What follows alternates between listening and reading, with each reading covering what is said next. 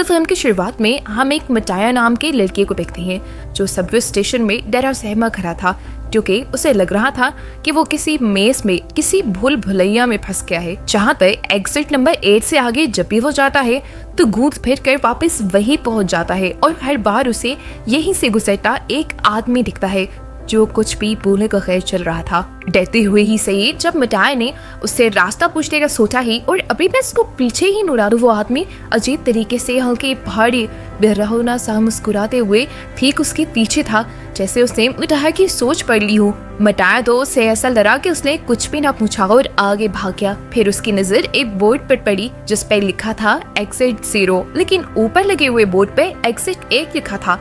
उसे ये बात अजीब लगी, एक बार 2 बार यहाँ तक कि 100 बार उसने यहाँ से निकलने का रास्ता ढूंढा। हर रास्ता ऐसे बंद था जैसे दरवाजे शो पीस हों। बार बार वो इसी भूल भुलैया में घूमता रहा। उसने इमरजेंसी कॉल करने की भी कोशिश की पर एग्जिट के सभी इंटरकॉम काम नहीं कर रहे थे और उसके अपने फोन में भी किसी किस्म के सिग्नल नहीं थे। अब वो उकता गया, वहीं खड़ा हो गया। उसने दीवार पर लगी पिक्चर को गौर से देखा जहाँ अजीब से लूक में चूंटियां फंसी हुई थी और बिल्कुल उसी की तरह मंजिल ढूंढने की कोशिश कर रही थी, लेकिन ना उस लूप की मंजिल थी और ना ही मिटाया को मंजिल मिल रही थी। इस पिक्चर और ख्याल ने मिटाया को ही इन्फॉर्म कर दिया कि वो ऐसे ही एक लूप में फंस गया है और अब कभी बाहर नहीं निकल सकेगा। अभी वो ये सब सोच ही रहा था कि अजीबोगरीब तरीके से ऊपर एग्जिट 8 वाले बोर्ड में से खून निकलकर उसकी मुंह पर गिरना शुरू हो गया। वो इतना ज्यादा डर गया कि आगे भागने के बजाय उसने पीछे की तरफ भागना शुरू कर दिया और यहाँ शॉकिंगली उसे एक बहुत बड़ा चेंज देखने को मिला। पहले जिस बोर्ड पर एग्जिट 0 लिखा हुआ था अब उस बोर्ड पर एग्जिट 1 लिखा था, लेकिन बाकी सारी यहाँ की चीजें सेम थी। इसी बोर्ड पर कुछ हिंट्स भी लिखे हुए थे जिसमें से एक था कि वॉर करो, अगर कुछ भी पहले से बदला हुआ दिखे या एबनॉर्मल दिखे तो फौरन पीछे की तरफ भाग जाना, और अगर तुम्हें कुछ भी एबनॉर्मल या चेंज हुआ ना दिखे तो पहले की तरह ही एग्जिट 8 की तरफ बढ़ते रहना। मियाटा समझ आता है कि उस टाइम उस रेड लिक्विड का गिरना एबनॉर्मैलिटी थी।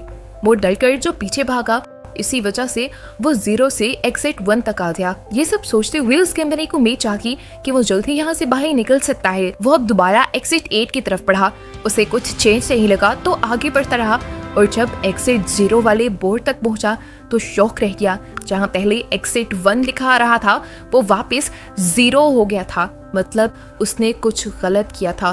वो समझ गया कि ये मेज बिल्कुल किसी गेम की तरह है। जैसे एक गलती गेम एंड करके 0 पर पहुंचा देती है, ऐसे ही उसकी भी एक गलती उसे 0 तक ले जाएगी। गेम के रूल्स को फॉलो करना और ध्यान लगाकर खेलना उसके लिए जरूरी था अगर उसे इस मेज से जान छुड़वानी थी। सोच समझकर उसने अपना मोबाइल निकाला और हर छोटी बड़ी चीज की तस्वीर लेना शुरू कर दी ताकि जब वो दोबारा यहाँ से निकले तो चेंज को देख पाए। यहाँ तक कि उसने उस इंसान की भी पिक्चर ली जो बार बार एग्जिट 8 के बोर्ड के नीचे से उसके सामने से गुजर रहा था। अभी तक उसे कुछ एबनॉर्मल या कुछ चेंज हुआ वह नहीं दिखा तो वो आगे बढ़ा और जब दूसरे एग्जिट बोर्ड तक पहुंचा तो फाइनली उस पर 1 लिखा रहा था। यानी उसका गैस बिल्कुल ठीक था, पहले कुछ चेंज नहीं हुआ था और उसने लेवल 1 पार कर लिया था। लेवल 2 के लिए वो जानता था कि उसे दोबारा यहीं पर घूमना है और चेंज देखना है। अब आगे बढ़कर कुछ ऐसे ही अपना मोबाइल निकालता है पिक्चर्स को देखकर यहाँ पर चेंज ढूंढने के लिए, तो देखता है कि उसकी मोबाइल में आई हुई सभी पिक्चर्स ब्लर हो गई थी जिनमें अब कुछ समझ नहीं आ रहा था। वो समझ गया कि उसे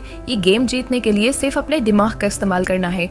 अभी वो यही सब सोच ही रहा था कि उसने देखा कि वो आदमी जो हमेशा एग्जिट 8 के नीचे वाले बोर्ड के नीचे से गुजरता था वो वहीं पर रुका हुआ था। उसे फौरन समझ आ गया यही चेंज है, इसलिए वो फौरन पीछे के रास्ते में भागा। लेकिन डराने वाली बात ये थी कि वो आदमी उसका पीछा करने लगा था कुछ इस तरह से कि वो चलता भी नहीं था, लेकिन जब जब मिटाया पीछे की तरफ दिखता था तो वो आदमी ठीक उसके पीछे हुआ करता था। डरकर मिटाया गिर भी गया। जब वो उठा तो उसने देखा कि वो एग्जिट 0 वाले बोर्ड तक पहुंच गया है जहां पर अब फाइनली 2 लिखा हुआ आ रहा था और उसके पीछे वो आदमी भी नहीं रहा था, जिसका मतलब उसने एक और लेवल पार कर लिया था। 2 लेवल्स को पार करने के बाद मियाटा का कॉन्फिडेंस और भी ज्यादा बढ़ जाता है।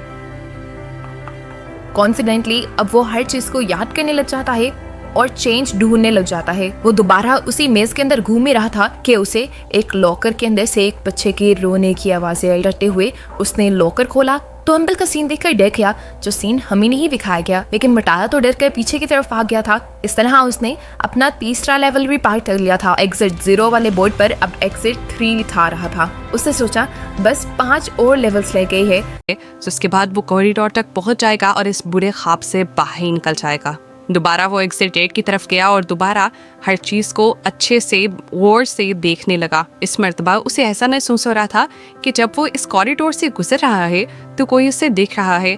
उसने पिक्चर्स पर गौर किया तो पिक्चर्स में मौजूद लोग आंखें घुमा घुमा कर उसे देख रहे थे। उसने इस चीज़ का एक्सपीरियंस किया और जल्दी से दोबारा पीछे की तरफ भागा और फाइनली एग्जिट बोर्ड 0 एग्जिट 4 के बोर्ड में चेंज हो गया, जिसका मतलब था कि उसने 4 लेवल पार कर लिए हैं। वो बहुत ज़्यादा खुश था। उसने आधी गेम जीत ली थी। वो खुश होने के साथ साथ पैनिक ज़्यादा हो रहा था, क्योंकि वो जानता था कि अगर उसने छोटी सी भी गलती कर दी तो वो वापस 0 पर चला जाएगा। दोबारा उसने एग्जिट 8 की तरफ चक्कर लगाना शुरू किया। अभी वो कॉरिडोर से गुजर ही रहा था कि उसका फ़ोन बजा। उसने देखा कि उसकी गर्लफ्रेंड की कॉल आ रही थी। मिटाया को उसकी कॉल से बहुत अजीब फील होता है, क्योंकि कुछ दिन पहले ही तो उन दोनों ने एक दूसरे को छोड़ने का फैसला किया था। मिटाया ने कॉल उठाई तो मिटाया को पता चला कि वो डैड बनने वाला था। उस लड़की ने सारा फैसला मिटाया पर छोड़ दिया था। अगर मिटाया इस बच्चे को पैदा करना चाहता था तो वो लड़की मिटाया के पास आने के लिए भी दोबारा तैयार थी। ये बात सुनकर मिटाया का दिल अजीब होने लग जाता है। उसे कुछ दिन पहले का वाकया याद आता है, जब वो एक ट्रेन के अंदर था और एक बच्चा रो रहा था। उस रोते हुए बच्चे और उसकी मोम को एक आदमी ने डांट दिया था। वो उस बच्चे और उसकी मोम के लिए स्टैंड लेना चाहता था और उस आदमी को कुछ कहना चाहता था, लेकिन उसके अंदर इतनी भी हिम्मत नहीं हुई कि वो कुछ कह सके। अब वो अपने बेटे की एक पूरे बच्चे की जिम्मेदारी कैसे ले सकता था? वो कंफ्यूज होकर रह गया था। इसी टाइम पर उसने कॉल भी कट कर दी और कॉल कट होते ही वो एक्सेल बोर्ड जो पहले 4 पे आ गया था वो दोबारा से 0 पे हो गया। दरअसल उसने एक बहुत बड़ी गलती कर दी थी। वो पहले से ही जानता था कि मेज में कोई सिग्नल नहीं आ रहे और यहाँ पर उसकी गर्लफ्रेंड की कॉल आ जाना ही सबसे ज्यादा चेंज था और यही चेंज उसने मिस कर दिया और वो वापस एग्जिट बोर्ड तक नहीं आया। और अब जहाँ वो पहले आधे लेवल पार कर चुका था वो दोबारा 0 पर आ चुका था। उसे पूरी गेम दोबारा खेलनी थी। मियाटा इस चीज़ से इतना फ्रस्ट्रेटेड हो जाता है कि बैठकर जोर जोर से चिल्लाने लग जाता है। उसे इस मेज़ को पार तो करना था, लेकिन अब उसके अंदर कोई भी मोटिवेशन नहीं रही थी।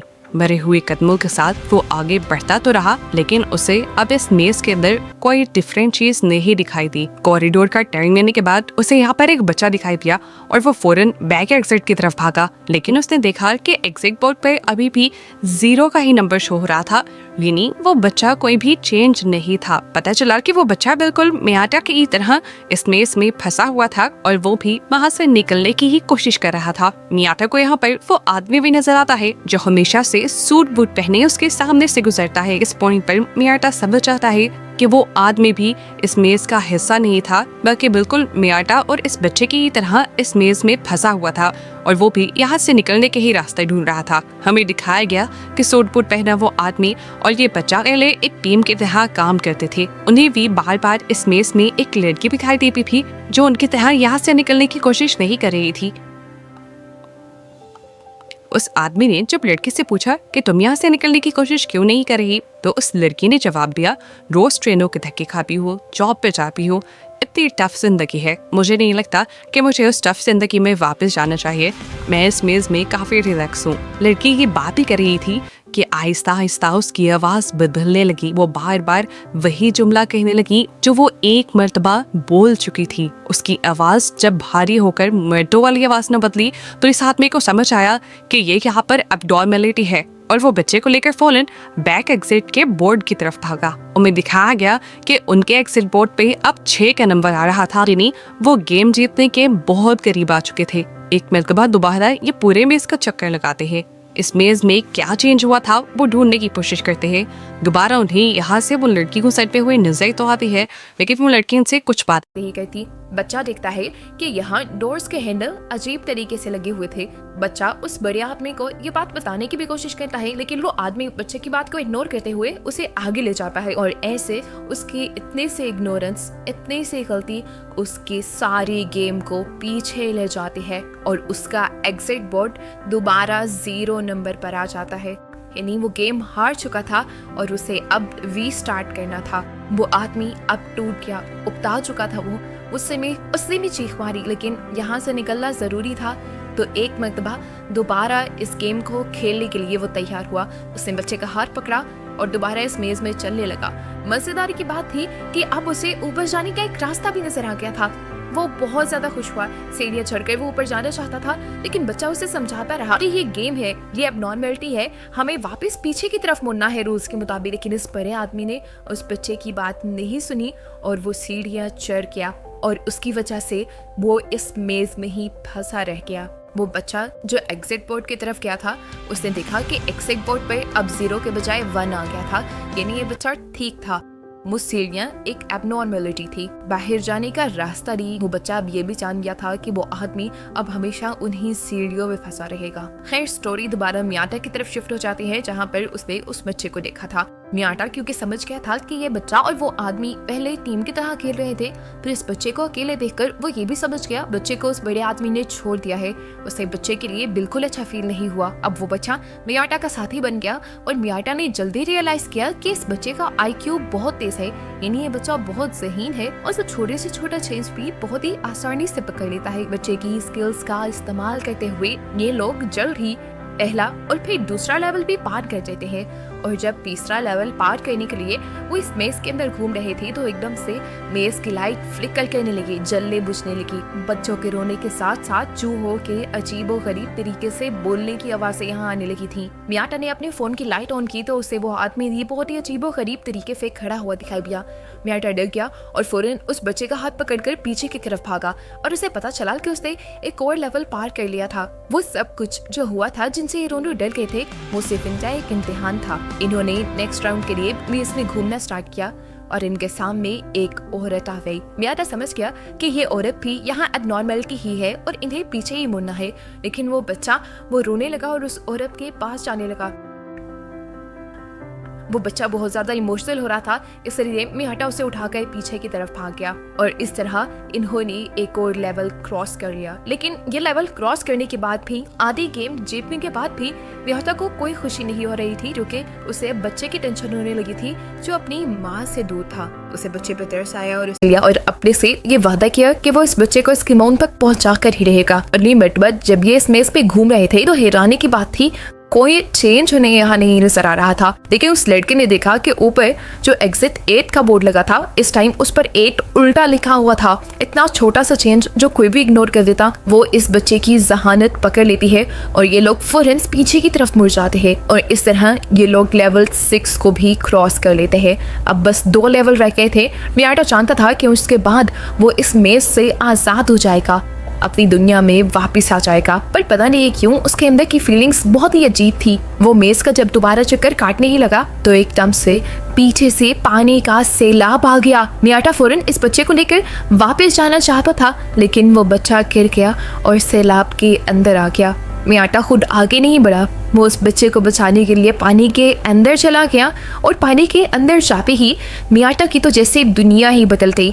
उसे अजीबो गरीब सा वियन आने लगा और उसने अपने आप को बीच के पास देखा, जहाँ उसने देखा कि उसके साथ उसकी दोस्त थी और ये बच्चा जो इस टाइम उसके साथ मेस में था, वो उसकी फैमिली, उसके बेटे के तौर पर उसे नजर आ रहा था। यहाँ पर वो इस बच्चे के साथ बहुत इंजॉय कर रहा था और इस टाइम पर उसे एहसास हुआ कि बाप होना कोई बर्डन नहीं होता, बल्कि ये एक बहुत ही खूबसूरत एहसास और बहुत ही खूबसूरत रिश्ता है। इससे पहले कि वो कुछ और सोच पाता, उसकी बॉडी में बहुत शदीद दर्द होता है और वो रियलिटी में वापस आ जाता है। मियाटा खुद और वो बच्चा भी तो पानी में फंसा हुआ था। मियाटा अपनी पूरी ताकत लगाता है, उस बच्चे को उठा लेता है और इस पानी से ऊपर रखने की कोशिश करता है। उसने बच्चे को एग्जिट 8 के बोर्ड के ऊपर लटका दिया था और खुद वो पानी के बहाव के साथ बहता हुआ चला गया। सीन कट हुआ और कुछ देर बाद का सीन दिखाया गया। वो छोटा बच्चा जब जागा तो उसने अपने आँख को एक तबाह हुई जगह पर देखा।